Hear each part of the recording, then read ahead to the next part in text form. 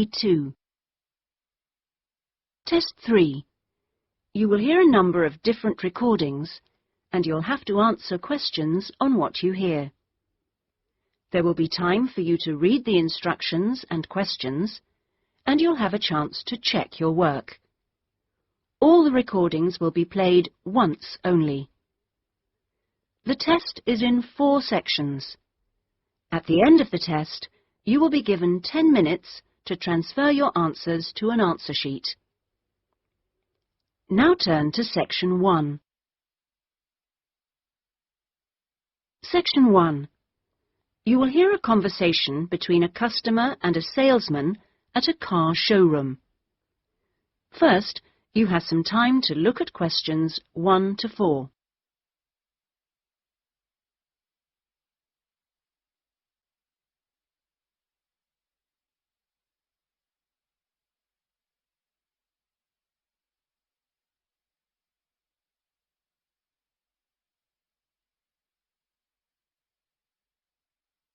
You will see that there is an example which has been done for you.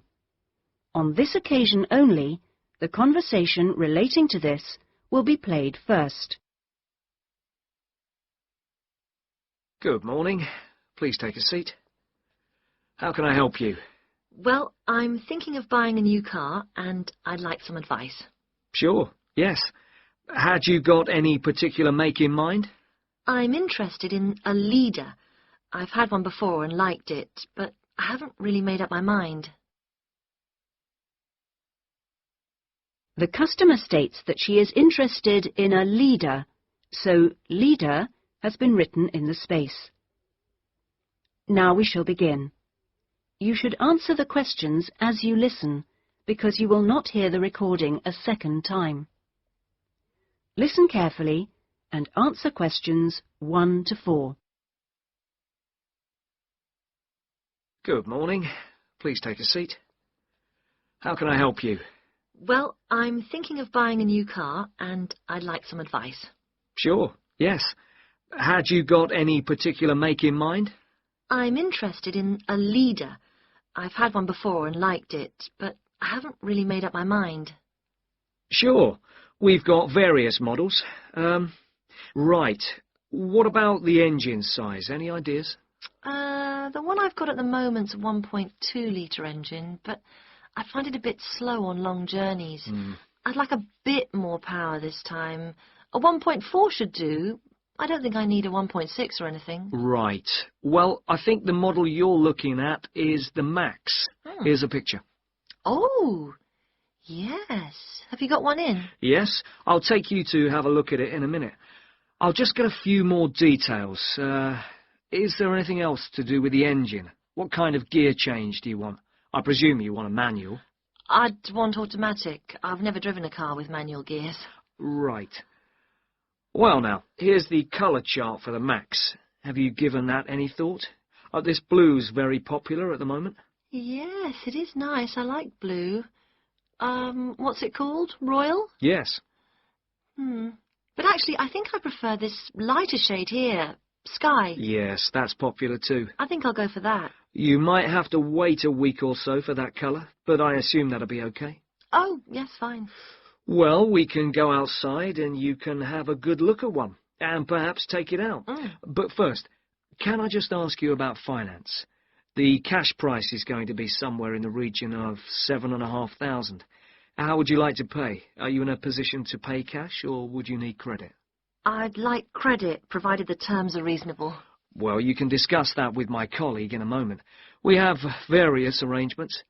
And would you be interested in us taking your present car as part exchange? Yes. Okay, fine. So I'll just need some details from you, and then we can do a valuation. Is that okay? Fine, yes. Before you hear the rest of the conversation, you have some time to look at questions 5 to 10.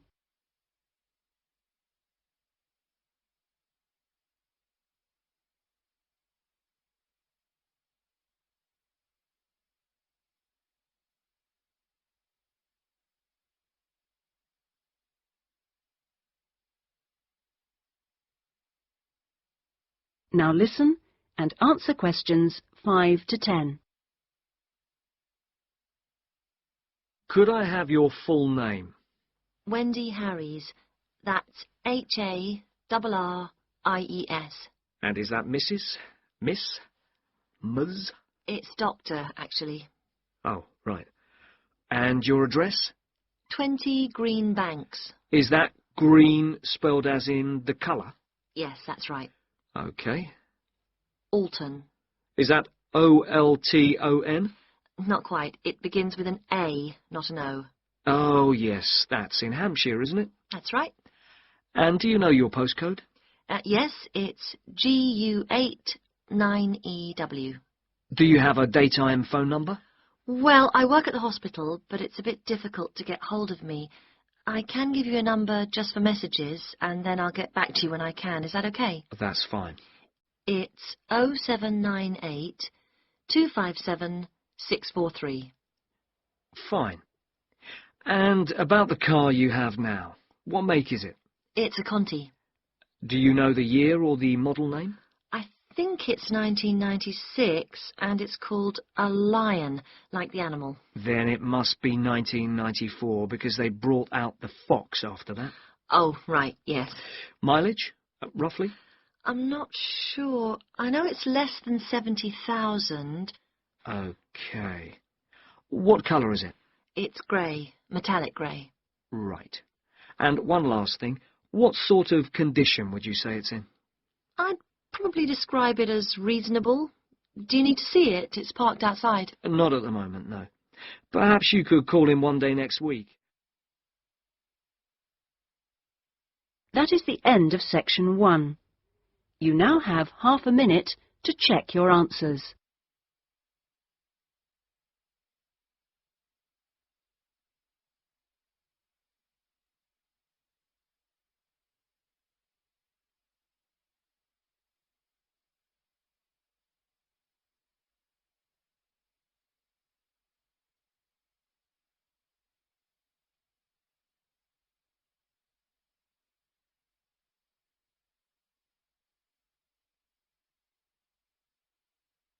Now turn to section 2.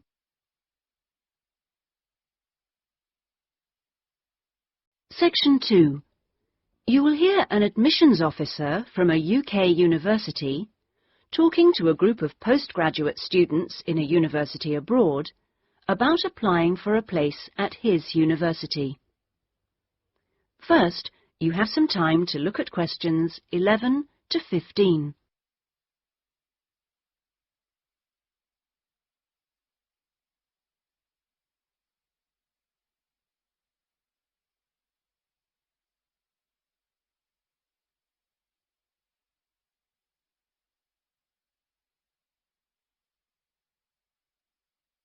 Now listen carefully and answer questions 11 to 15. As I said earlier, there is, I think, at Rexford an excellent combination of physical and geographical advantages, as well as having a rural setting and still being close to central London. Something that will certainly be of interest to you is that Rexford is just 35 minutes from London Airport. At Rexford, we have a strong research capability. We came 7th out of 101 universities in last year's research assessment, carried out by a government body, and did particularly well in your particular subjects, engineering and science. Actually, we got a top research grade of 5 for engineering, geography and computer sciences. One further point, and I know from talking to you individually that a number of you may be looking for some experience in industry after the course, is that all our science and engineering research departments have unusually close relationships with industry in the area. Anyway, that's enough sales talk from me. I'll just take a sip of this coffee that's just arrived, thank you, and then I'll say something about what actually happens when you apply. Right. Now, if you do decide to make an application, what you do is send it directly to me in my department. I will then immediately send confirmation and the application process begins. I'd like to say at this point that you shouldn't worry if this process doesn't work all that quickly. I mean, occasionally there are postal problems, but most often the hold-up is caused by references. The people you give as referees, shall we say, take their time to reply. Anyway, it's absolutely normal for this process to take 3 to 4 months. What I do in this period is keep in touch with you and reassure you that things are moving along. One of the ways we've devised to help you decide about applying, as well as later when you've been accepted, hopefully, is to put you in contact with, if possible, a student from your own country who is at present studying with us. What you can do is phone them up, we will of course liaise between you, and discuss your concerns with them. That way you can get an objective opinion of what you can expect if you come to live and study at Rexford. Not only the academic atmosphere, but important details like what the leisure facilities are like, and whether the English weather and food are really as awful as everybody says. No. If you decide you can face it, the contact can also help you just before you leave with tips on what to pack and that sort of thing. At the moment, I think we've got 2 second-year students and 1 postgraduate from this country. Before you hear the rest of the talk, you have some time to look at questions 16 to 20.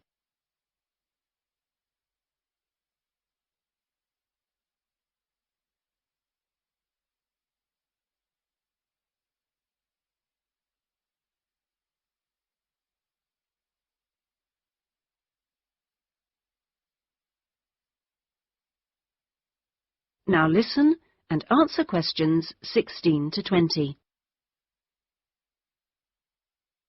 Now, to move on to the other concerns you expressed earlier. At a UK university, as I'm sure you know, you will be in an environment where independent learning is the norm, which takes most students a while to adjust to, and at a time when you will be separated from your normal surroundings, and in most cases, your family. This can be a difficult time. But remember that something like 25% of our student body are international students like yourselves, and that there are several organisations in the university and city whose main purpose is to offer help and ensure that your time with us is enjoyable and useful. 1 or 2 of you touched on the subject of accommodation earlier, so I'll just add a few points. It is the university's policy to give priority in the allocation of residence places to 3 categories, and those are visiting students, exchange students, and new postgraduate students. However, demand exceeds supply, so there is still a need to put your name down early for campus accommodation, particularly if your family is accompanying you. This means that the earlier you decide whether you want to study with us, and so get the procedure moving, the better it will be for everybody. Yes? What if you would prefer to live outside the university? If you're planning to live off campus, you've got to sort things out even earlier. As with everything in short supply, the good accommodation gets snapped up months before the beginning of term. In other words, if you're starting in October, you need to be thinking about it in June, or at the very latest July. So you do need to think very carefully about what you need, how much you can afford to pay well in advance. What you can't do is leave it until a few days before the start of term. The agencies in town are pretty good. It's just a matter of contacting them in good time. Of course, we have a full-time accommodation officer available to help all students. She'll get in touch with you when you're accepted. She's got plenty of contacts in the town and will deal with the agencies on your behalf. 1 or 2 of you asked me earlier about your level of spoken English. Obviously, most of you have already achieved a lot. I wish I could speak your language half as well. Having said that, though, I'm afraid the lecturers will make little or no allowance for the presence of non-native speakers in the audience. So anything you can do to improve your spoken English, even beyond the pretty high levels most of you have already reached, will help make your stay with us that bit more fun for you. Some extra practice before you arrive is worth more than, for example, private lessons afterwards when you won't really have time. Oh, and one last thing before I invite further questions. It's very important that you always... That is the end of section 2. You now have half a minute to check your answers.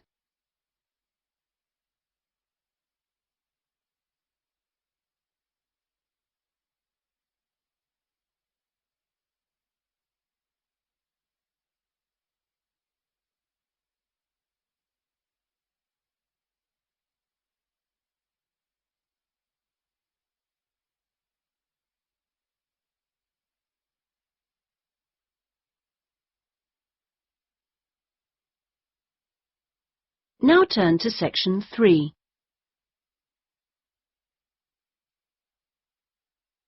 Section 3.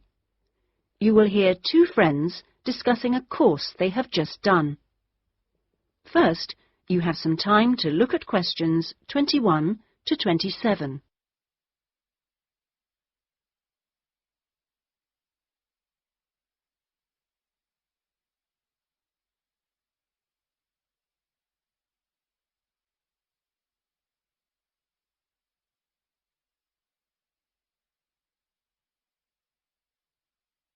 Now listen carefully and answer questions 21 to 27. Oh, Ben, I just remembered I never filled in that form for Nick. Ah. Did you do it? The course feedback form. Yes. If you want, we can do it together. I've got mine here. Is that okay? Yeah. Okay. Let's have a look then. What do we have to do? Let's fill in the top first. Let's see. Course code. It's communication in business. Okay. Communication in business. I do know that, but what's the code? CB16 something. CB162, isn't it? That's it. Okay. And dates. When did we start? I remember my birthday's on May 4th, and it was the day after. It must have been May 5th. Gosh, doesn't seem that long ago, does it? No. And we finish at the end of this week on Friday, so that's July 15th. 16th. Oh. Monday was the 12th. Yeah. Right, that was the easy bit. Now, let's have a look. Please give your comments on the following aspects of the course. Okay, what's the first one? Oh, course organisation. What do you think? Clear. It was, wasn't it? Yeah, I think the organisation was clear. Okay, anything else for course organisation? It was a good thing he gave us the course outline at the beginning in the first session. That was useful, so I'll put that down, shall I? Yeah. Now, going on to suggestions for improvement, one thing that wasn't so good, I think we could have done a bit more work at the beginning. I mean, at the beginning it seemed dead easy. Yeah. I thought it was going to be really easy, and then all of a sudden in the second half of the course, we got a whole load of work. Yeah. Reading to do and essays and things. Yeah, it'd be better if it was more even. Okay, now, course delivery. Does that mean teaching? Yeah, I suppose so. Well, what I thought was really good on this course was the standard of teaching. Actually, I mean, some of the teachers were better than others, but the standard generally was fine. Much better than other courses I've been on. Yeah, I agree. Let's put that then. Okay. What about suggestions for improvement? I didn't think it was all that wonderful when we had great, long group discussion sessions that went on for hours and hours. Right. I don't mean we shouldn't have group discussions, just that they shouldn't go on too long. Before you hear the rest of the discussion, you have some time to look at questions 28 to 30.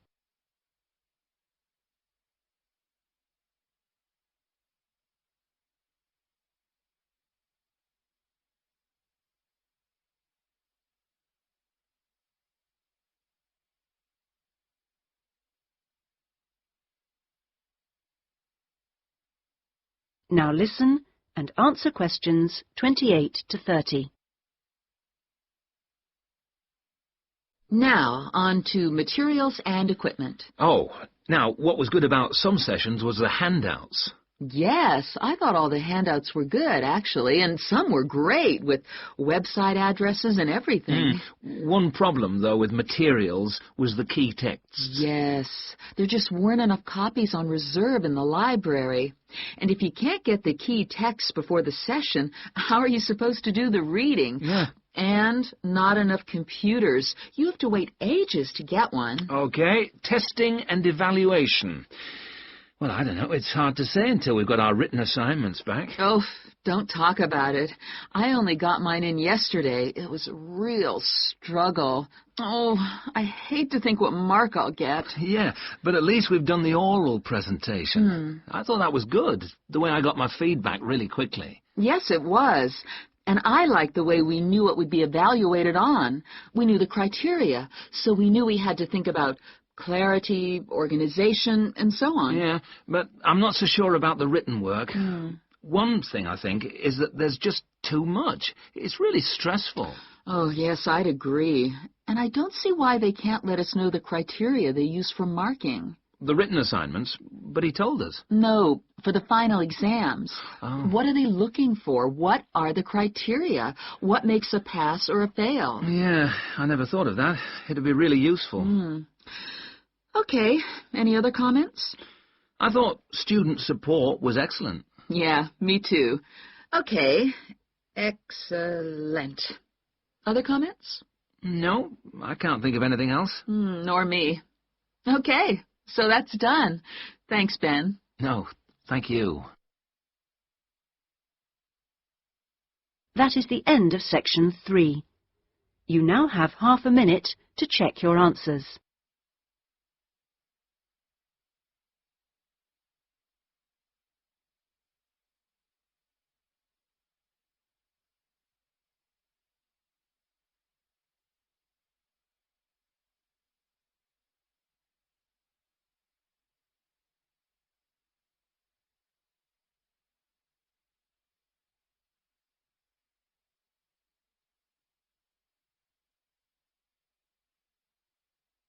Now turn to section 4.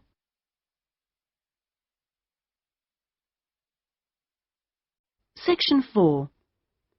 You will hear a student giving a presentation about a project on household waste recycling. First, you have some time to look at questions 31 to 40.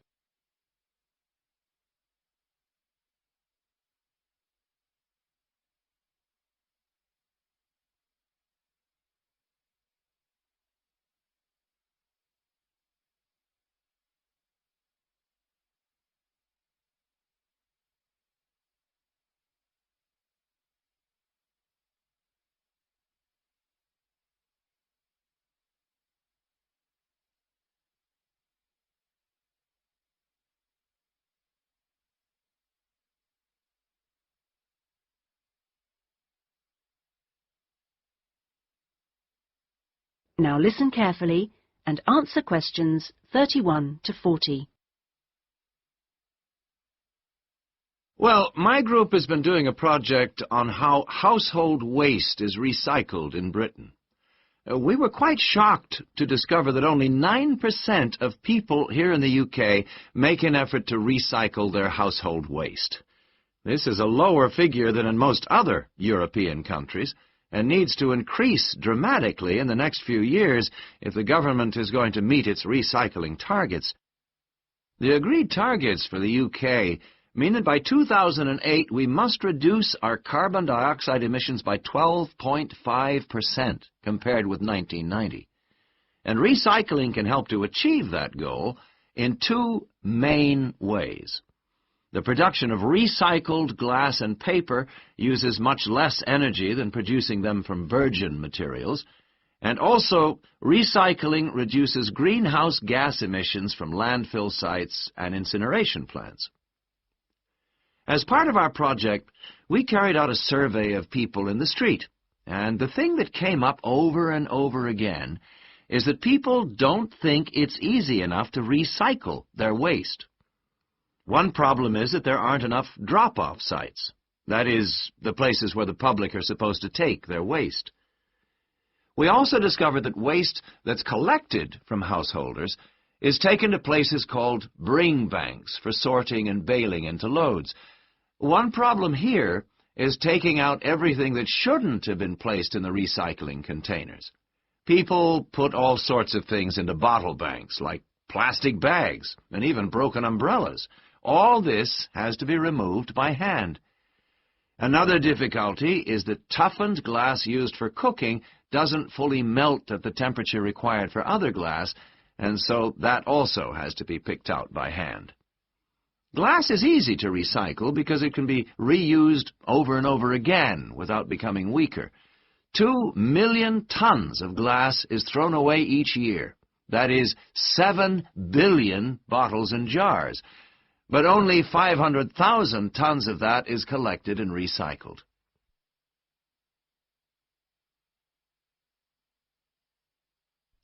Oddly enough, half the glass that's collected is green, and a lot of that is imported, so more green glass is recycled than the UK needs. As a result, new uses are being developed for recycled glass, particularly green glass. For example, in fiberglass manufacture and water filtration. A company called CLF Aggregates makes a product for roads, and 30% of the material is crushed glass. For recycling paper, Britain comes second in Europe with 40%, behind Germany's amazing 70%. When recycling started, there were quality problems, so it was difficult to use recycled paper in office printers, but these problems have now been solved. And Martin's, based in South London, produces a range of office stationery which is 100% recycled, costs the same as normal paper, and is of equally high quality. But this high quality comes at a cost in terms of the waste produced during the process. Over a third of the waste paper that comes in can't be used in the recycled paper, leaving the question of what to do with it. One firm, PaperSave, currently sells this to farmers as a soil conditioner, though this practice will soon be banned because of transport costs and the smell, and the company is looking into the possibility of alternative uses. Plastic causes problems because there are so many different types of plastic in use today, and each one has to be dealt with differently. Packrite recycles all sorts of things, from bottles to car bumpers, and one of its most successful activities is recycling plastic bottles to make containers which are used all over the country to collect waste. The Save a Cup scheme was set up by the vending and plastics industries to recycle as many as possible of the 3.5 billion polystyrene cups used each year. At the moment, 500 million polycups are collected, processed, and sold on to other businesses such as Waterford, which turns the cups into pencils, and Johnson & Jones, a Welsh-based firm, which has developed a wide variety of items, including business cards. Well, to sum up, there seems to be plenty of research going on into how to reuse materials. But the biggest problem is getting people to think about recycling instead of throwing things away. At least doing the research made us much more careful. That is the end of section 4. You now have half a minute to check your answers.